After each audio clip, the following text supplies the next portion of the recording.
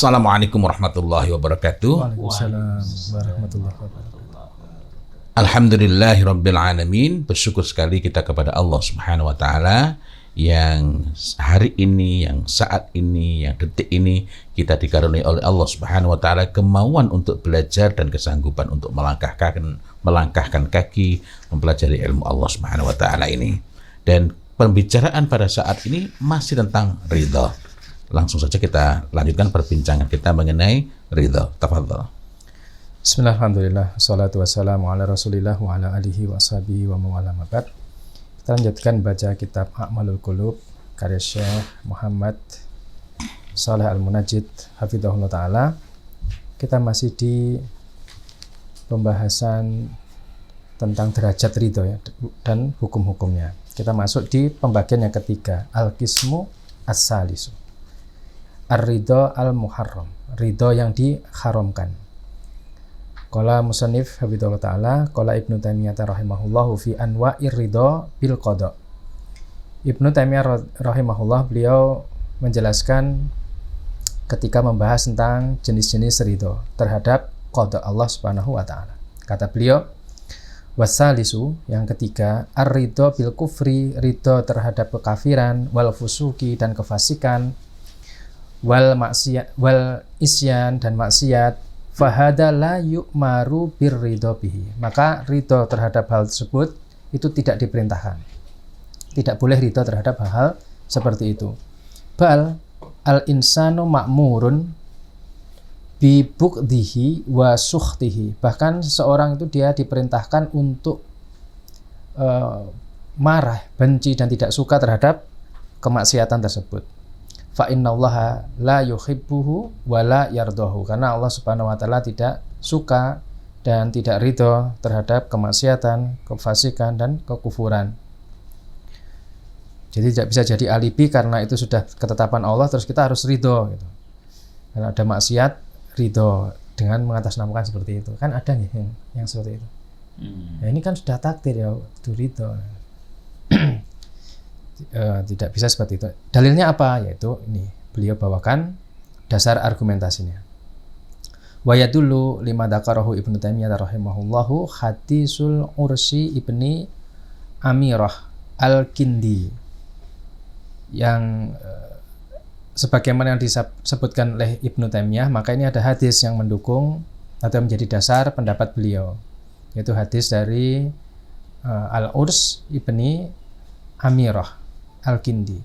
Dari Nabi SAW, beliau berkata, Ida umilatil khoti'ah, yaitu Ida umilatil khoti'ah maknanya adalah Ida fu'ila al-munkaru wal ma'asi, ketika terjadi atau dilakukan sebuah kesalahan, ketika dilakukan sebuah kemungkaran dan maksiat, fil ardi, di bumi, kana man syahidaha, maka orang yang menyaksikan kemungkaran itu, kana alladhi khadoroha wa fu'ilat amamahu au alima biha. Jadi yang dimaksud syahidah di sini dijelaskan di syarahnya, yaitu bisa jadi orang yang hadir ketika terjadi maksiat itu, atau maksiat itu terjadi amamahu, di depan dia, au alima biha, atau dia tahu ada maksiat itu terjadi.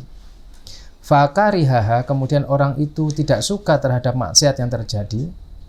Waqala marrotan ankaroha, Nabi SAW menyebutkan di hadis yang lain, yaitu dia itu mengingkari, jadi bukan hanya membenci tapi mengingkari. Itu orang yang seperti itu kaman ghoba anha, yaitu sebagaimana orang yang ghoba anha, tidak hadir terhadap kemaksiatan itu. Maksudnya adalah kana fi jazaihi anahu yakunu fi hukmi man lam yahdurha falam yaqa alaihi ismun. Orang yang melihat kemungkaran terjadi di depan matanya kemudian dia benci atau dia mengingkari, maka kedudukan orang ini seperti orang yang tidak hadir pada saat kemungkaran itu terjadi, sehingga dia tidak terhukumi dosa. Nah, sebaliknya, waman ghoba anha, siapa yang tidak hadir ketika maksiat itu terjadi, farodiyaha, kemudian dia ridho, dia tidak hadir ketika maksiat itu terjadi, tidak ada di tempat, tapi dia ridho terhadap maksiat itu, Kana kaman syahidaha, maka hukumnya seperti orang yang hadir menyaksikan kemaksiatan itu. Kalau disebutkan wa man ghaba anha faradiyaha, maksudnya adalah man lam yaqa amamahu al munkarun au maksiatun walakinnahu sami abiha. Orang itu tidak hadir tapi dia mendengar ada maksiat itu terjadi. Summa ajabathu, kemudian dia merasa takjub dengan maksiat itu, walam yunkirha, tidak mengingkarinya, biqalbihi, dengan hatinya. Jadi dianggap itu bentuk keridhaan. Maka orang yang seperti itu kana kaman syahidah, seperti orang yang hadir menyaksikan maksiat itu. Kana fi jazaihi an yaqa'a alaihi ismun man syahida al munkara wa radiyahu walam yuwayyirhu ma'a qudratihi ala dalika. Jadi hukum dia itu seperti orang yang hadir menyaksikan maksiat itu dan dia ridho terhadap maksiat itu padahal dia mampu untuk mengingkarinya. Iya, menarik ya. Artinya berita-berita kemaksiatan yang beredar itu harus kita ingkari juga, harus bukan terus malah bukan malah ridho, karena kalau meridhoi bahkan ketika nggak menyaksikan ya dihitung bagian dari kemaksiatan tersebut. Alhamdulillah. Dan ini menjadi warning ya, karena sekarang ini kan ketika misalnya kita baca ada berita ini ada sesuatu yang sebenarnya mungkar tapi karena tren itu tersebar luas di sosial media, terus kalau kita tidak mengambil sikap, entah itu mengingkari kalau kita mampu dengan membuat tulisan atau membuat komentar atau membuat sesuatu, kita mendiamkan bahkan naudzubillah ternyata malah ridho, nah itu seperti ini. Ya, minimal berarti kan hatinya mengingkari hal tersebut. Tapi saya ingat kisah istrinya Nabi Lut itu ya. Kan di dalam tafsir disebutkan bahwa perilaku kaum Sodom yang naudzubillah itu lanang karo lanang ya. Nah, yang nanti kemudian jadi penyakit berikutnya wedok karo wedok itu. Ini kan diceritakan bahwa Imra'atul Lut itu kan bukan pelaku. Tetapi karena ridho dengan perbuatan maksiat kaum Sodom itu, perilaku G, na'udzubillah min dzalik, itu maka kemudian Imra'atul Lut termasuk yang ditinggal, yang terkena azab. Na'udzubillah. Makanya menjadi betul warning penting bagi kita muslimin, terutama di era sosial media. Ya, betul. Ketika terjadi kemungkaran, saudara kita dibantai gitu ya, terus kok malah ini loh darah ini kayak gitu kan kurang ajar sekali itu. Bahasanya orang Jawa itu keplak wae. Iya bener ya, keplak. Kaplok wae wong. Na'udzubillah. Ini bahaya sekali sebenarnya. Ini perlu kita renungkan hadis Nabi sallallahu alaihi wasallam. Dan dari Ar-Rabi ibnu Anas rahimahullah, qala beliau berkata, maktubun fil kitabil awal, man radiya an yu'siyallaha falan yuqbalallahu amalahu madama kadzalika. Kata Ar-Rabi bin Anas rahimahullah, telah tertulis dalam kitab terdahulu, siapa yang ridho bahwa Allah itu dimaksiati, maka Allah tidak akan pernah menerima amalnya selama orang itu seperti itu. Ridho dengan kemaksiatan tersebut. Iya, ketika ada orang melakukan kemaksiatan pada Allah, kok dia ridho kemaksiatan itu terjadi, maka Allah tidak akan pernah menerima amalnya selama orang itu kondisinya seperti itu. Selama dia tetap ridho dengan maksiat yang terjadi itu, maka amalnya dia tidak akan diterima oleh Allah Subhanahu wa Ta'ala. Sehingga kita nggak boleh bermudah-mudah memaafkan untuk sesuatu yang sebenarnya bukan dengan kita. Ada orang hinakan syariat, ada orang hinakan agama. Gusti Allah nggak apa-apa loh. Kok kita marah? Padahal ternyata syariat dilecehkan. Artinya dia nggak punya hak untuk mengklaim itu, sehingga ketika dia mengatakan begitu maka dia kena ini tadi. Iya, terkena hitop ini. Iya. Dia terhukumi sebagai orang yang ridho terhadap maksiat itu, dan Allah tidak menerima amalnya. Kemudian kata beliau, sangat disayangkan gitu. Sangat disayangkan. Fakasirun minan nasi al-yauma yardawna bil muharramati wa yuwafiquna 'alaiha. Jadi justru mayoritas orang hari ini mereka tuh ridho terhadap hal-hal yang haram dan mereka itu justru mencocoki, maksudnya sepakat gitu dengan hal tersebut. Wa in lam yakunu yusharikuna fiha, meskipun mereka itu tidak berpartisipasi dalam kemaksiatan, kemungkaran, hal-hal yang haram tersebut. Padahal batasan jelas ya. Maksudnya berkaitan dengan kemungkaran itu kan kaidahnya jelas. Kata Rasul, siapa yang melihat satu kemungkaran, fal yughayyirhu biyadihi, fa illam yastati fa bilisanihi, fa illam yastati fa biqalbihi, fa dzalika ataful iman, kan gitu. Serendah-rendah iman itu ketika dia melihat kemungkaran dan dia benci dalam hati. Nah, benci saja tidak kok malah ridho. Nah, itu kan muskilah. Yang menjadi bukan polemik sebenarnya, ketika kemungkaran itu justru masuk pada ranah soal kebaikan, tentang bagaimana mendidik anak atau parenting gitu. Ketika mengingatkan itu, orang tidak melihat gimana agama yang menurunkan. Oh gitu aja kok ya diurusi gitu. Padahal itu sudah jatuh kepada tingkat yang mungkar. Bagaimana agama ini melarang kita untuk memuji diri sendiri, tapi hari ini justru yang begitu lalu disangkut pautkan dengan hadis yang bukan peruntukannya. Ana inda dzanni 'abdi bi, dan lain-lainnya.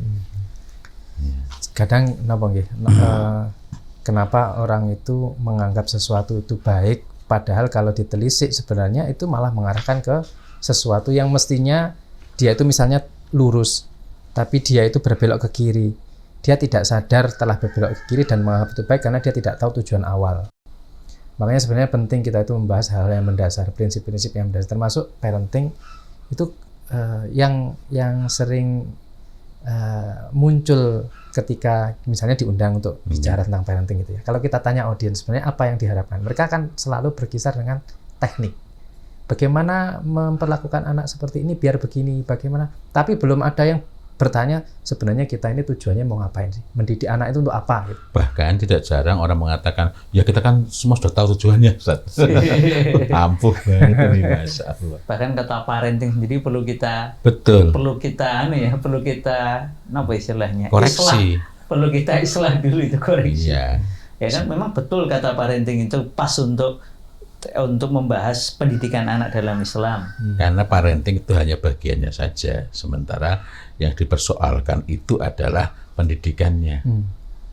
Kalau kita tengok itu riayah itu hubungannya hanya dengan dengan kanak-kanak, dan itu hanya bagian kecilnya. Sementara yang diperlukan itu adalah tarbiyah, kan tarbiyatul aulad. Tapi riayah hubungannya pada aulad, tifal. Nah, jadi masih sibuk dengan akhirnya ya karena tidak tahu tujuannya kemana. Oh, anak itu perlu dibeginikan, tapi sebenarnya arahnya kemana ini?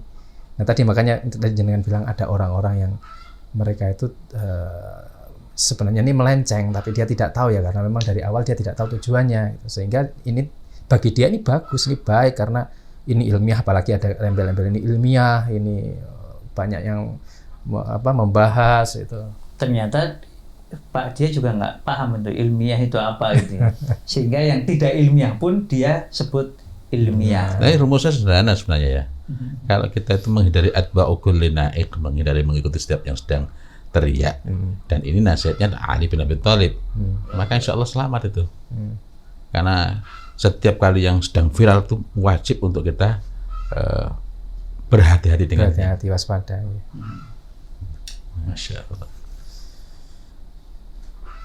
Jadi ini poinnya adalah itu tadi, banyak orang kata beliau pada hari ini mereka ridho terhadap keharaman maksiat meskipun mereka itu lam yakunu yusharikuna fiha, meskipun mereka tidak berpartisipasi, tapi akan terhukumi sebagaimana hadis Nabi di atas.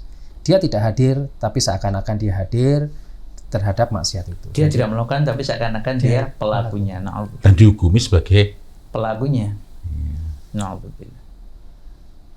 Dan wayara ar-rajulu al-khubsa wal fusaq wal fasada fi ahlihi. Seorang dia itu melihat ada kekufuran, kemudian ada kerusakan dalam keluarganya, wa huwa radin bidzalika.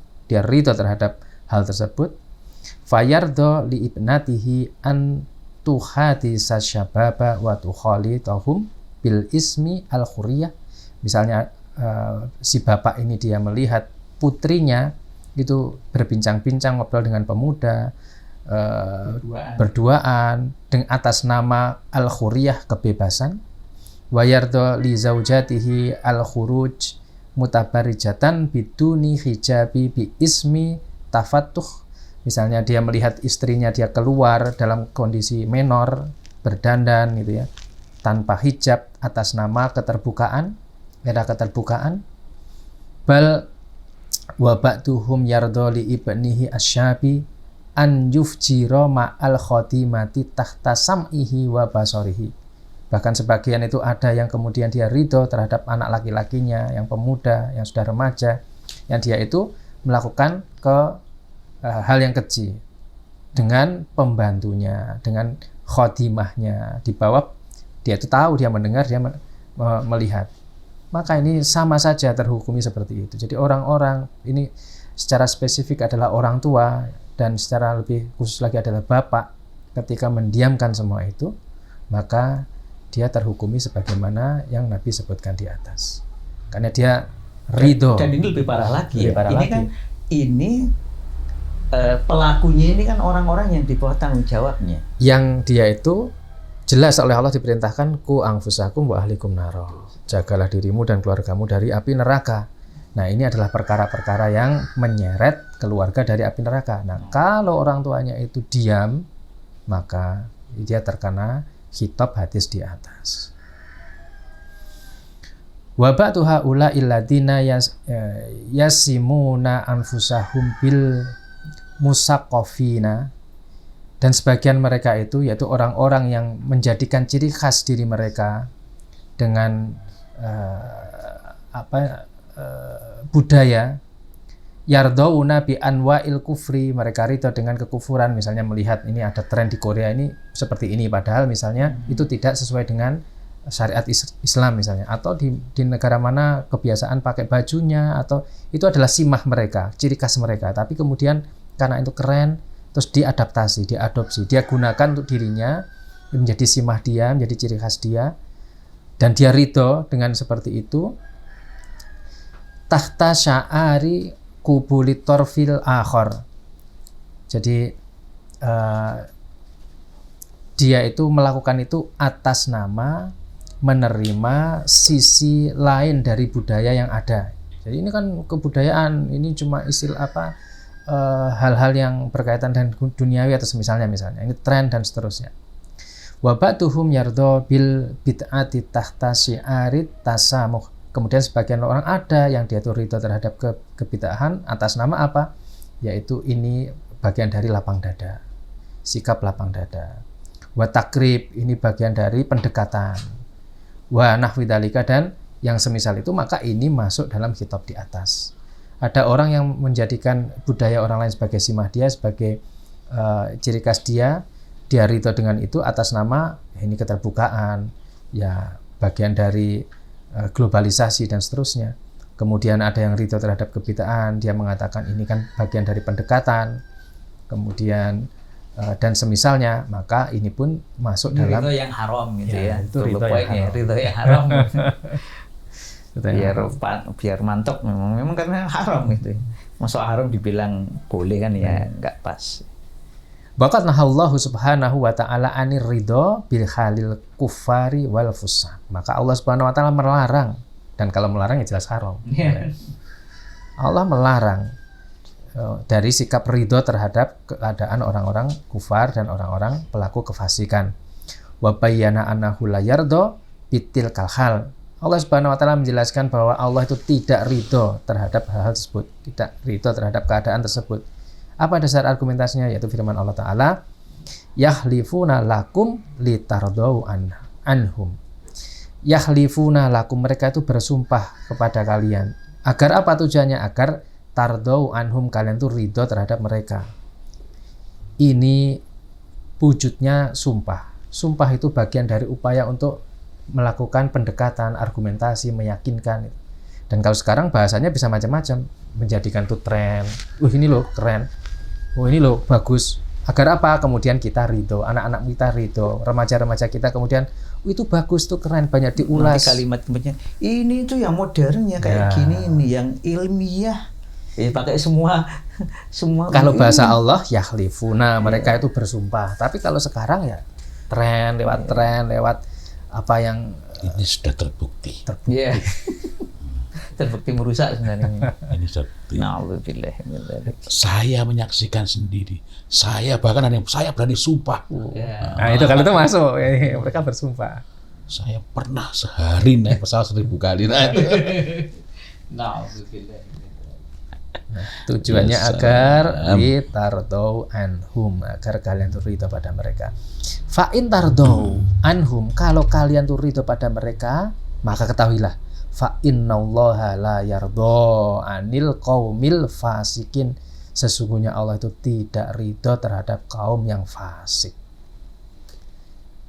Jadi dasar pengambilan keputusan itu bukan sumpah mereka, bukan tren yang mereka lihat, ini Allah tidak ridho.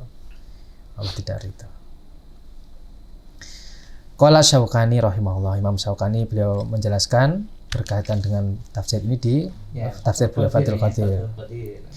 Wal maqsudu min ikhbarillahi subhanahu bi adami ridhohu anhum, maksud kabar Allah subhanahu wa ta'ala tentang tidak ridhonya terhadap mereka itu apa? Nahyul mu'minina andalika, ini larangan. Jadi bentuk ketika Allah mengatakan Allah tidak ridho, itu maksudnya itu ini mengandung makna larangan. Nahyul mu'minina andalika, larangan Allah terhadap orang beriman dari ridho terhadap mereka. Li'anna ridho ala man la yardallahu alaihi mimma la yaf'aluhu mu'min. Karena apa? Agar orang mukmin itu tidak ridho terhadap sesuatu yang Allah tidak ridho padanya. Nah ini berarti tantangan serius dalam pendidikan anak sekarang ini. Jadi andai kata anak kita itu baik-baik saja, tidak melakukan keburukan, dia ridho dengan kemaksiatan, dia ridho terhadap kesia-siaan, itu sudah buruk. Nah sementara hari ini yang kita jumpai adalah banyak orang tua yang pusing karena anaknya justru menjadi pelakunya atau menjadi penganjurnya atau telah terjatuh kepada keburukan-keburukan yang sangat besar. Artinya ini menandakan bahwa ada hal serius yang perlu kita lakukan berkenaan dengan pendidikan anak. Di antara sebab kerusakannya adalah manakala mereka meninggalkan keyakinan, keimanan kepada hadis-hadis tentang al-fitrah, disebabkan mereka menganggap bahwa generasi Z, generasi Alpha itu memang sifatnya begini, maka mereka itu menjauhi untuk memberikan larangan dikarenakan yakin kepada, mengimani kepada syubhat itu. Sehingga hari ini kualitasnya ini kan ridho saja nggak boleh. Nah sekarang banyak orang tua yang mereka ini beriman, mereka ini bersemangat dengan anaknya. Ya kan memang nggak mungkin, karena sekarang sudah ini kan Allah sendiri yang menakdirkan. Ya, contoh konkretnya gini, kalau yang berkaitan dengan syubhat tadi itu. Jadi dulu ketika kita belum mendalam, maksudnya belum mengkaji hal-hal seperti ini, ketika hanya belajar dari psikologi, itu kan melihat fenomena aku pasti bisa, aku anak soleh, yes, itu biasa saja, tidak ada sesuatu. Berarti begitu kita belajar al-fitrah, mengkaji, kita tahu bahwa ternyata ini sebenarnya mengandung potensi bahaya. Yang kita itu orang melakukan niatnya baik, aku anak soleh, untuk memotivasi, mensugesti, meskipun kata motivasi itu perlu dibahas nih. Ya. Motivasi sendiri itu perlu dibahas. Itu motivasi apa enggak? Nah, ini motivasi itu pembahasan yang lain. Tapi artinya semangatnya sebenarnya baik gitu kan. Arahnya itu bayangannya ke sana, tapi tidak dia sadari arahnya itu melenceng. Karena Rasul sendiri mengatakan man kana fi qalbihi misqalu dzarratin minal kibr la yadkhul jannah, kan itu. La yadkhul jannah man kana fi qalbihi misqalu dzarratin minal kibr. Tidak akan masuk surga orang yang di dalam hatinya ada setitik debu kesombongan. Dan padahal kalimat-kalimat tadi itu arahnya saat memang mengajak anak untuk jadi sombong gitu kan. Kan dia kan takjub Ya, dengan dirinya sendiri. Aku anak soleh. Yes. Aku pasti bisa. Padahal kita ngajari anak-anak berpikir la haula wala quwata illa billah misalnya. Maka hari ini ketika mengatakan la haula wala quwata illa billah, Ustaz kan kita harusnya kan anak-anak itu biar punya percaya diri dulu, baru kita jadi kalimat begitu. Nah, kata percaya sendiri itu sendiri kan sebenarnya harus kita kritisi. Kita ini dalam hidup ini diajari untuk percaya diri atau percaya pada Allah kan. Kalau kita lihat bagaimana Rasul menasehati Ibnu Abbas itu iya itu ya. Ini Ifadillah ya Kalimatin. fadillah Ifadillah ya Dan fadillah. menariknya memang banyak ulama ya, hadis itu dibikin minimal risalah ya, risalah yang berdiri sendiri untuk menerangkan betapa pentingnya kandungan dari hadis ya gulam ini u'allimuka kalimatin itu. Kalau Ibnu Rajab Al-Hambali menulis satu buku khusus, satu kitab Iya. khusus mengenai itu. Ya, saya itu punya Insya 3 kalau nggak salah. Bukan hanya Ibnu Rajab ya. Ibnu Rajab saking jenengan ya. Saya ada 2 risalah lain yang khusus membahas hadis itu sebagai satu kitab tersendiri. Saking pentingnya. dan di situ kan jelas bagaimana Rasul itu justru mendidik Ibnu Abbas untuk tidak percaya diri sebenarnya, tapi percaya pada Allah. Ya. Percaya pada Allah, bukan percaya pada dirinya sendiri. Betul. Karena ketika seorang itu dekat dengan Allah, yakin Allah akan menolongnya, otomatis sebenarnya. Tapi ngomong-ngomong nggak ada rukun iman kepada diri sendiri, nggak ada. Iman kepada Allah. Oke. Iya. Makanya kan Tidak ada itu. kemudian kalau ada didik anak untuk percaya diri itu, kalau dulu mungkin oke itu, tapi sekarang kan jelas itu ya. Ini bahaya. Ini Sebenarnya dari bahaya. dulu juga sudah bermasalah. Sudah bermasalah. Oke, dari itu dulu. kalau tidak tahu gitu kan. Dulu kan Iya. ketika belajar itu kan nggak ngerti hal-hal seperti itu. Tapi begitu Mafu kalau nggak tahu. Jadi para orang tua tolong jangan pakai kata percaya diri itu. Ngajari itu sendiri anak itu sendiri istilah yang la aslalah gitu ya, nggak ada asalnya dalam agama ini. ya Allah. Allahu Akbar. Dan wal qaidatu syar'iyyah Menarik ini. annar ridho bil maksiati maksiatun. Nah ini kaidah syariah ini, kaidah syar'inya. Annar ridho bil maksiati maksiatun. Ridho terhadap maksiat itu maksiat. Wa ridho bil kufri kufrun. Ridho terhadap kekufuran itu kufur. Quote of the day nih, satu di antara yang perlu diingat. Dan bentuk ridho itu bukan cuma ucapan aku ridho gitu. Meskipun dia tidak mengatakan aku ridho, tapi memilih apa, misalnya tadi itu kita tidak ridho terhadap kesombongan, mengajarkan anak kesombongan, tapi milih itu misalnya yang arahnya ke sana, itu sama saja. Makanya ini perlu disadari oleh kita semua, terutama para orang tua. An Abdillah bin Syamit an abihi rahimahullahu, kalau beliau berkata kana yuqalu, dikatakan man radiya bil fisk fahuwa min ahlihi, siapa yang ridho terhadap kefasikan maka itu termasuk pelakunya. Wa man radiya an yusallaha azza wa jalla lam yurfa lahu amalun, siapa yang ridho bermaksiat kepada Allah atau terhadap kemaksiatan yang dilakukan pada Allah, maka amalnya tidak akan diangkat kepada Allah Subhanahu wa taala. Artinya la yataqabbalallahu minhu, Allah tidak akan menerima amal dari orang tersebut. Waqad hasana rajulun inda asy-Sya'bi qatla Utsman radhiyallahu anhu faqala lahu asy-Sya'bi rahimahullahu syarakta fi damihi. Ada seorang laki-laki yang dia itu menyebutkan, membaguskan kabar tentang pembunuhan Utsman. Maksudnya dia memuji. Ya, dia memuji Nabi. Nah, maka Asy-Sya'bi berkata, kamu itu sudah ikut andil dalam tumpahnya darah Utsman radhiyallahu anhu. Fajala ar-ridho bil qatli qatlan. Maka ridho terhadap pembunuhan itu bagian dari pembunuhan. Dia itu masuk dalam pelakunya.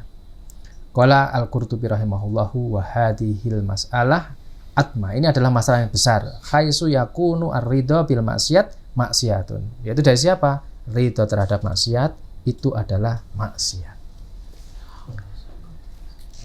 Wallahu a'lam bishawab, itu yang kita baca pagi hari ini, mudah-mudahan bermanfaat. Iya, Masya Allah. Ini banyak hal yang perlu dicatat dengan baik-baik, dan sesungguhnya seharusnya setiap kali kita mempelajari ilmu dari agama ini, maka memang seharusnya tiap-tiap poinnya, tiap-tiap butirnya merupakan catatan penting yang sangat berharga untuk kita perhatikan, untuk kita pegangi kuat-kuat. Kepada Allah Ta'ala kita memohon agar kita termasuk orang-orang yang dikokohkan dalam ridho kepada Allah Ta'ala dan dijauhkan dari ridho kepada hal-hal yang diharamkan untuk kita ridho terhadapnya. Wallahu a'lam bishawab. Ihdinas siratal mustaqim. Billahi taufiq wal hidayah wa ridho wal inayah. Walhamdulillahi rabbil alamin. Wassalamualaikum warahmatullahi wabarakatuh. Waalaikumsalam warahmatullahi